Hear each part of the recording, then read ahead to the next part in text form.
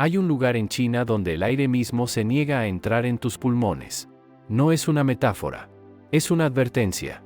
A más de 4.000 metros sobre el nivel del mar, el oxígeno se vuelve tan escaso que cada paso cuesta el doble de lo que debería. Tu pecho trabaja con desesperación. Tus piernas pesan como si alguien hubiera llenado tus huesos de plomo. Y sin embargo, ahí arriba, la vida no solo sobrevive. Prospera. Lo que viene a continuación va a exigirle algo a tu mente que pocas imágenes han exigido antes. China no es un país. Es un planeta dentro de un planeta. Sus extremos no son excepciones geográficas. Son la norma. Hay ríos aquí que no fluyen, que atacan. Corrientes comprimidas a través de desfiladeros tan estrechos que el agua pierde toda forma reconocible y se convierte en una fuerza bruta, ciega, capaz de borrar cualquier cosa que se interponga en su camino. Hay cumbres donde el hielo no se derrite en verano. Donde el viento no sopla, golpea. Donde llegar ya es, en sí mismo, una victoria que pocos celebran en voz alta. Y aún así, en esas cumbres, alguien construyó templos. Alguien forjó oro. Alguien talló piedras sobre el borde de abismos que no tienen fondo visible. Eso es lo que hace que este recorrido sea diferente a cualquier otro. No vamos a ver solo paisajes extremos. Vamos a ver lo que los seres humanos decidieron hacer con ellos cuando todo indicaba que debían retroceder. Hay una pregunta que este viaje va a plantar en algún lugar de tu cabeza y que no vas a poder ignorar. ¿Hasta dónde llega la voluntad humana cuando la naturaleza dice que no? La respuesta empieza aquí. Hay cascadas que no eligen entre el movimiento y la quietud. Las que caen sobre el acantilado de Seililongo no tienen esa duda. En invierno, el agua deja de ser agua. Se convierte en columnas de hielo que trepan por la roca como dedos blancos y rígidos, transformando lo que en verano es violencia pura en algo que parece esculpido por una mano que no existe. Pero no te dejes engañar por esa quietud aparente. Cuando el deshielo llega, el choque del agua contra la piedra genera una vibración que sientes en las plantas de los pies antes de escucharla con los oídos. El suelo tiembla, no la roca, el suelo bajo tus botas. Y desde esa base, columnas de agua se elevan decenas de metros hacia el aire, creando arcoíris que no están fijos, que se mueven, que cambian de forma con cada ráfaga de niebla como si el lugar se negara a ser fotografiado del mismo modo dos veces. Algo más espera más arriba, mucho más arriba. A 4.877 metros sobre el nivel del mar, el monasterio de Suno está construido sobre la montaña. Está encajado dentro de ella. Las salas de oración cuelgan de acantilados verticales como si la gravedad hubiera aceptado una negociación que nadie más conoce. A esa altitud, cada paso que das cuesta el doble de lo que debería. Los pulmones trabajan sin descanso y aún así reciben menos de lo que necesitan.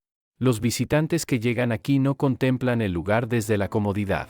Lo conquistan centímetro a centímetro, con la cabeza pesada y el pecho apretado. Y sin embargo, alguien decidió construir ahí. Alguien talló piedra en ese borde. Lo que la ciencia llama adaptación cultural, otros lo llaman algo que ningún informe termina de explicar del todo. Más al oeste, el Gran Cañón de Anji rasga las montañas Tianshan con una violencia geológica que el color amplifica. No es solo rojo. Es rojo mezclado con azul cobrizo y amarillo azufre, como si la Tierra hubiera sangrado con tres tipos de sangre distintas. Desde el satélite, el río Aniig forma un abanico de venas entrelazadas que recuerda la estructura de un cerebro visto desde afuera. Durante el deshielo, esas venas se cargan de arcilla y el agua se vuelve roja.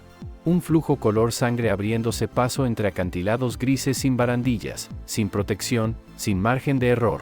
Y conectando todo esto, la carretera de Panlong. La llaman el intestino del dragón. Tiene el récord mundial de mayor densidad de curvas cerradas por kilómetro en un paso de montaña. Conducirla no es un trayecto.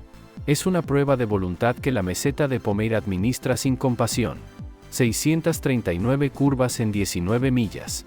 No es una cifra. Es una sentencia. Eso significa que cada 164 pies, el volante gira con violencia. Antes de que el cuerpo asimile el giro anterior, ya viene el siguiente.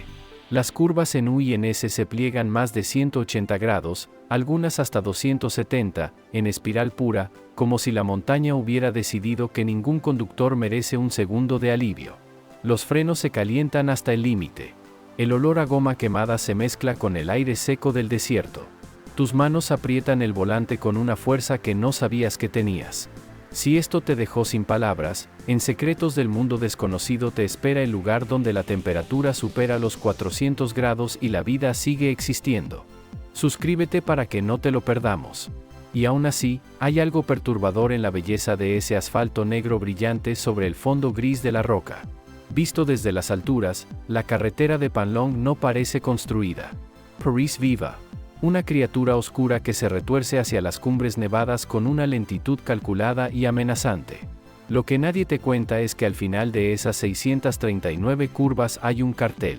Dice, con una sencillez que desarma, que hoy terminaste todos los caminos sinuosos y que de ahora en adelante tu vida será completamente plana. Hay algo en esa frase que no es solo humor. Es una promesa que la montaña no garantiza. Dicho esto, el planeta no agota sus extremos en una sola carretera. Más al norte, donde el invierno no es una estación sino una condición permanente, el lago Chagan congela su superficie hasta convertirla en una plataforma de trabajo. -30 grados Celsius. Hielo tan grueso que los caballos caminan sobre él sin quebrarlo.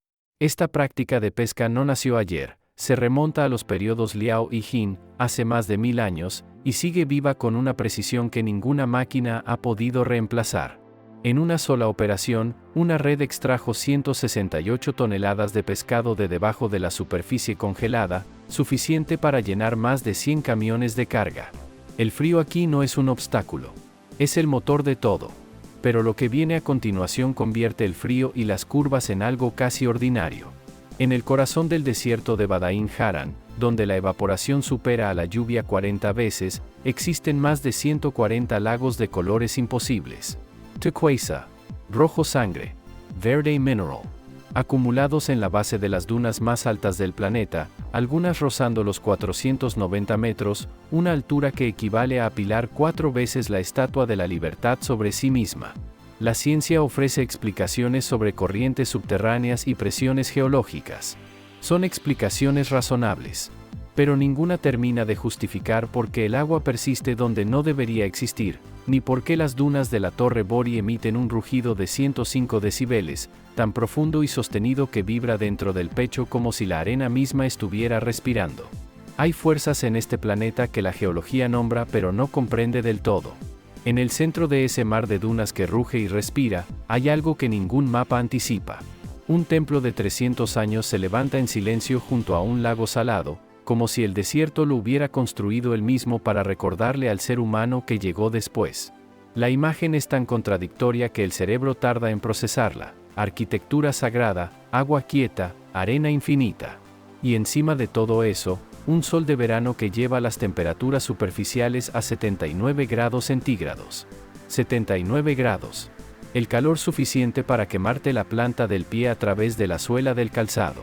Los conductores profesionales que han cruzado Badain Haran en vehículos de tracción total describen esa experiencia como una de las más exigentes del mundo.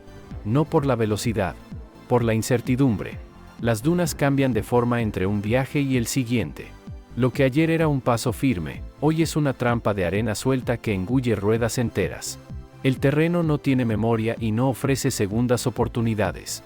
Y sin embargo, algo más antiguo que cualquier vehículo lleva siglos resistiendo ahí.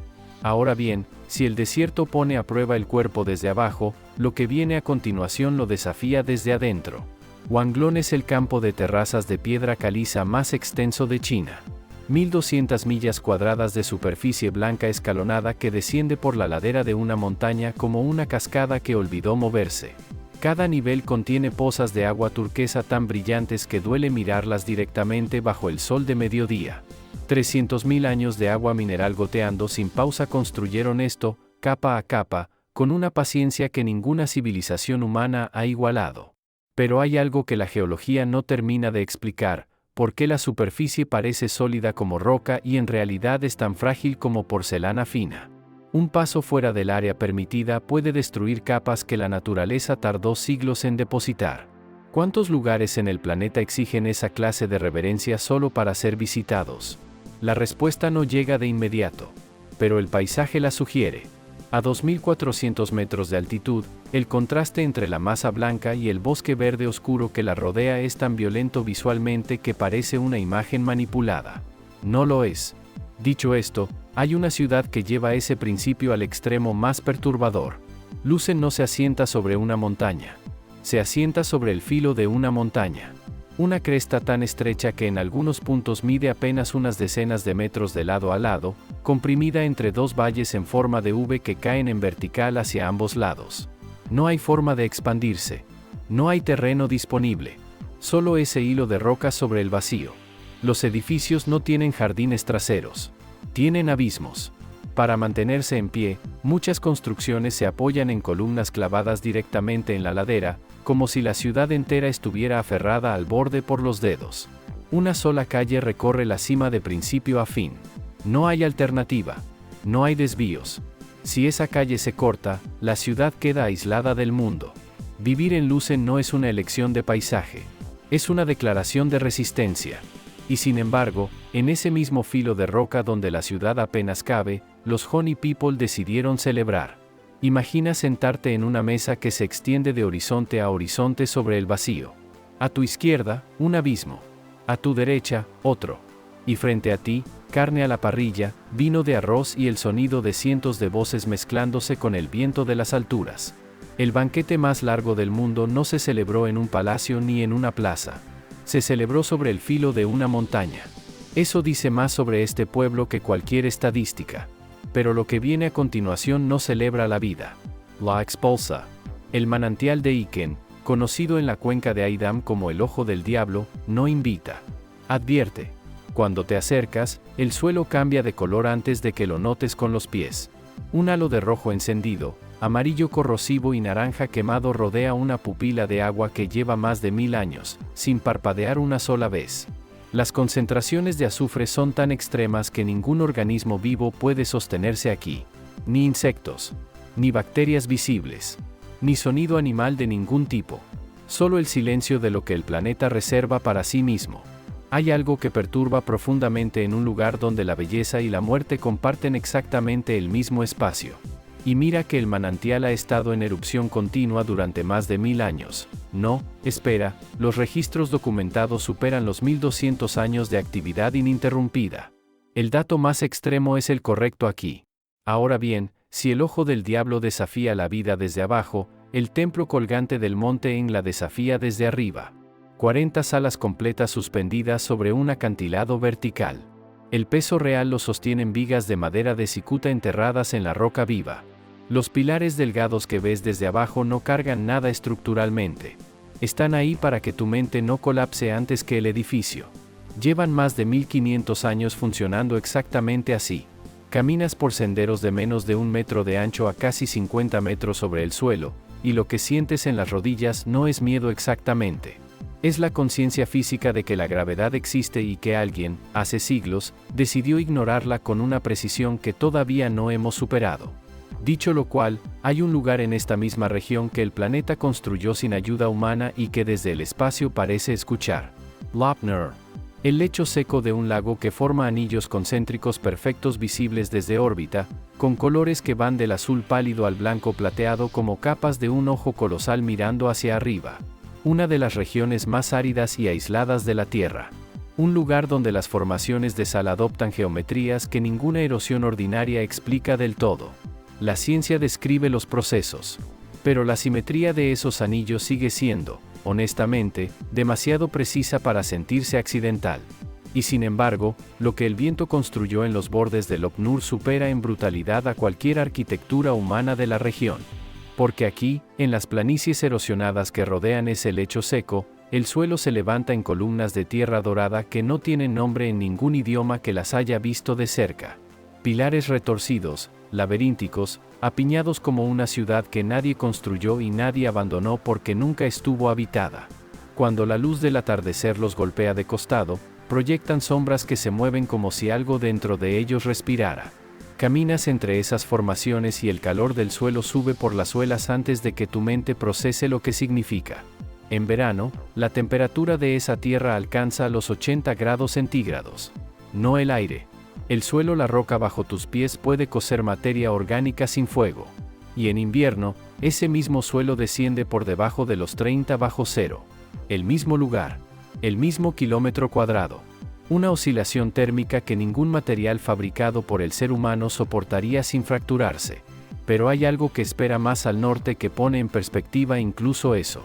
En la cima del Monte Lotus, a casi 800 metros de altitud, alguien decidió construir un castillo. No una cabaña de montaña. No un refugio. Un hotel de lujo con cúpula de cristal que captura la luz del amanecer como si el edificio tuviera hambre de ella. De noche, toda la estructura se ilumina contra el bosque oscuro con una intensidad que los propios arquitectos debaten si es grandeza o exceso. Hay quienes lo consideran una declaración de poder sobre el paisaje. Hay quienes lo llaman una herida luminosa en la montaña. Ambas cosas pueden ser ciertas al mismo tiempo. Y sin embargo, lo que verdaderamente desafía la comprensión está más lejos todavía.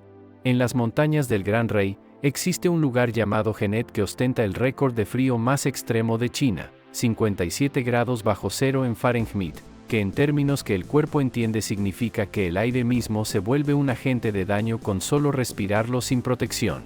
9 meses de invierno. Cada rama de ese bosque convertida en cristal. Cada sonido amortiguado por capas de hielo hasta que el silencio se vuelve físicamente pesado sobre los hombros. Y en medio de todo eso, un río que no se congela, que fluye, que emite vapor. Fuentes geotérmicas subterráneas que empujan calor desde las entrañas de la Tierra mientras el mundo sobre ella se paraliza de frío. La ciencia lo explica con precisión. Pero pararse frente a ese vapor en un bosque de cristal a 50 bajo cero sigue siendo una imagen que el cerebro registra como imposible antes de aceptarla como real. Podrías pasar una sola noche en Genet en pleno enero, sabiendo que el aire afuera puede matarte en minutos, y sentir que ese lugar también tiene algo de hermoso. Hay lugares que el ser humano construyó para la eternidad, y que la eternidad terminó reclamando como suyos. Las grutas de Longmen no se visitan. Se contemplan desde lejos, a través de lentes de realidad virtual, porque el aliento humano, el calor de los cuerpos, la humedad invisible que cada visitante lleva consigo, amenaza con disolver lo que 400 años de manos pacientes labraron en la roca. 400 años. El tiempo que separa el presente de la fundación de naciones enteras, condensado en 1 kilómetro de acantilado a orillas del río Yei. Más de 100.000 figuras de Buda talladas en piedra viva. No en un templo, no en un museo, en el cuerpo mismo de la montaña. El Buda Vairocana mide 17 metros de altura. Sus orejas, casi 2 metros cada una, son más largas que la mayoría de los seres humanos que alguna vez lo contemplaron. Pararte frente a él significaría sentir tu propio cuerpo reducirse a la escala de un insecto sobre una pared. 2.300 cuevas, cada una con su propio universo de formas. Y sin embargo, la fragilidad de todo eso es lo que más perturba, que algo tan monumental pueda ser destruido por el simple acto de respirar cerca. Pero lo que la roca guarda no siempre puede explicarse del todo con la historia del cincel. Ahora bien, si las grutas desafían la permanencia, lo que viene a continuación desafía directamente la física. El puente de cristal de Sanjiaje se tiende entre dos acantilados verticales a 300 metros sobre el vacío. 99 paneles de vidrio templado forman el suelo. Cuando pisas el primero, tus pies ven el abismo antes de que tu mente lo acepte. El estómago cae antes que el cuerpo. Puede soportar 800 personas al mismo tiempo y resistir los vendavales de las montañas de Hunan. La ingeniería lo garantiza. Y aún así, cada paso sobre ese cristal activa algo primitivo en el sistema nervioso que ningún certificado de seguridad logra silenciar del todo. Y si eso no bastara, a 260 metros bajo la plataforma existe un punto de bungee comercial. El más alto del mundo. Hay quienes saltan. Más al sur, en la provincia de Guizhou, el puente Pintan eleva la escala a otro orden de magnitud. Su pilar central de hormigón alcanza 332 metros de altura, superando la Torre Eiffel entera. No es un bloque macizo. Es una columna esbelta con forma de A estilizada que emerge desde un valle donde la base queda sepultada bajo nubes blancas la mayor parte del año. La plataforma flota sobre ese mar de vapor como si no tuviera sujeción con la tierra. Lo que la ingeniería construyó aquí es real. Lo que el ojo ve desde arriba sigue pareciendo imposible. Hay un puente en la provincia de Guizhou que no termina en tierra firme, termina en nubes. Y desde su plataforma de observación, suspendida al borde del acantilado como una lengua de hormigón que el vacío tolera apenas, Puedes ver miles de montañas de piedra caliza ondulando hacia el horizonte como si el planeta hubiera decidido arrugar su piel en un solo lugar. El río Kyodu corre invisible allá abajo, enterrado bajo una profundidad que el ojo no puede medir. Solo puedes sentirlo en la presión del aire que sube desde el valle y golpea tu pecho con una frialdad que no esperabas. Pero hay algo más al norte que cambia completamente las reglas del peligro. En el desierto de Gobi, donde el frío nocturno puede matar a un hombre sin avisarle, China construyó algo que desde el aire parece un ojo abierto en la arena. Más de 25.000 espejos gigantes organizados en círculos concéntricos de precisión matemática absoluta, cubriendo una superficie equivalente a 108 campos de fútbol. Todos apuntan hacia un único punto, una torre de 220 metros que en pleno día brilla con una intensidad que daña la retina si la miras directamente. Es un sol fabricado. Un sol que obedece instrucciones. La planta solar de Genta no solo genera energía. Mantiene en su interior un horno de sal fundida a 490 grados centígrados, temperatura suficiente para disolver el acero de uso doméstico. Y lo hace en medio de un paisaje donde la temperatura exterior puede caer a -20 en cuestión de horas. Esa contradicción extrema entre el frío mortal del desierto y el calor industrial encerrado en la torre es lo que hace de este lugar algo que ninguna fotografía logra transmitir del todo. Hay quienes llaman a esto ingeniería limpia. Lo que nadie menciona es que transformar un desierto en una máquina térmica de esa magnitud tiene consecuencias sobre el ecosistema árido que la ciencia todavía está midiendo. Y lo que viene después eleva la escala en una dirección completamente diferente, hacia arriba. La torre de Shanghái no sube en línea recta. Sabre Tours. 120 grados de rotación desde la base hasta la cima, como si el edificio intentara escapar de su propio eje. Esa torsión no es estética. Es supervivencia. Reduce la carga del viento sobre la fachada en una proporción que permite que la estructura resista tifones que destruirían cualquier rascacielos convencional. Cuando subes en sus ascensores a 74 km por hora, tus oídos registran el cambio de presión antes de que tu mente procese la velocidad. En menos de un minuto estás a 560 metros de altura. El piso 118.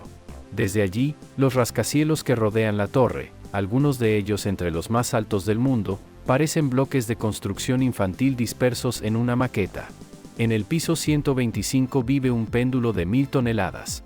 Un amortiguador magnético diseñado para absorber los movimientos sísmicos y las oscilaciones del viento. Cuando la torre se mueve, y se mueve, ese péndulo se balancea en dirección contraria para mantener el equilibrio. Es el corazón mecánico de un gigante que respira.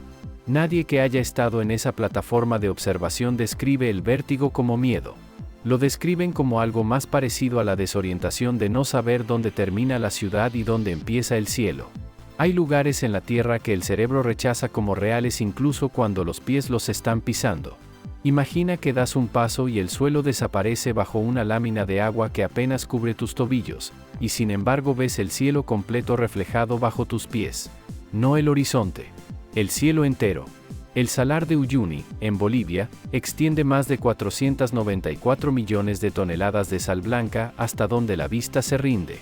La capa de agua sobre esa superficie es tan delgada y tan perfectamente quieta que convierte el suelo en un espejo sin costuras. Caminas sobre las nubes. Sientes el frío del agua helada filtrarse por tus zapatos mientras tu cabeza procesa que estás de pie sobre la tierra y al mismo tiempo suspendido en el vacío. Esa contradicción física no se resuelve. Se habita. Y sin embargo, lo más perturbador no es el espejo. Es la vía de tren oxidada que sale desde la orilla y avanza directamente hacia el centro del salar, hundiéndose centímetro a centímetro en el agua, hasta desaparecer. Nadie sabe exactamente dónde termina. Hay algo en esa imagen que el instinto no acepta. Lo que resulta difícil de creer es que este lugar lleva 3000 años siendo explotado y aún así se regenera solo. Una nueva capa de sal cristalizada emerge continuamente desde abajo, como si el salar se negara a mostrar cicatrices. La ciencia lo explica por la saturación mineral del subsuelo. Pero que algo tan frágil visualmente sea tan indestructible en la práctica, eso la ciencia nombra sin terminar de comprender del todo. Ahora bien, lo que viene a continuación cambia completamente la naturaleza del peligro. La carretera Huagu, en China, no es una carretera. Es una sentencia escrita en asfalto sobre una pared vertical. En apenas 9,6 kilómetros de descenso, 33 curvas cerradas se apilan una sobre otra como los peldaños de una escalera imposible tallada directamente en el acantilado. La caída al vacío supera los 1000 metros. Sin barreras. Sin margen.